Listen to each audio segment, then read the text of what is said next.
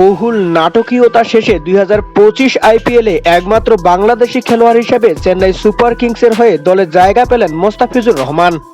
2 কোটি রুপি ভিত্তিমূল্যে তাকে কিনে নিল চেন্নাই সুপার কিংস। তবে মোস্তাফিজুর চেন্নাইয়ের হয়ে দলে নিয়মিত সুযোগ পাবে কিনা তা নিয়েই রয়েছে নানা প্রশ্ন।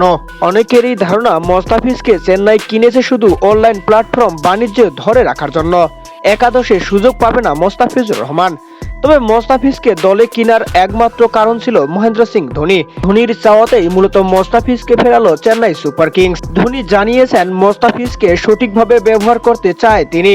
এদিকে আইপিএলে বহুল নাটকীয়তার পর দল পাওয়ার পর খুশি মোস্তাফিজ। দেখা যায় চেন্নাই সুপার কিংসের অধিনায়ক মহেন্দ্র সিং ধোনির সাথে তাকে এক ভিডিও বার্তায় কথা বলতে, যেখানে মোস্তাফিজকে চেন্নাইয়ের হয়ে স্বাগতম জানিয়েছেন মহেন্দ্র সিং ধোনি এবং মোস্তাফিজ ভালোবাসা জানিয়েছেন চেন্নাই সুপার কিংসের সকল ম্যানেজমেন্টদের প্রতি এবং খেলোয়াড়দের প্রতি। এক পর্যায়ে ধোনি বলেন, আমরা যথেষ্ট শক্তিশালী টিম গঠন করেছি, তার মধ্যে তুমিও একজন। তো দর্শক, ধোনি এই কথা দ্বারা কি বোঝাতে চেয়েছেন? মোস্তাফিজ কি একাদশে সুযোগ পাবে কিনা তা জানিয়ে দিন আপনার মূল্যবান মতামতটি আমাদের ভিডিওর কমেন্ট বক্সে। ধন্যবাদ।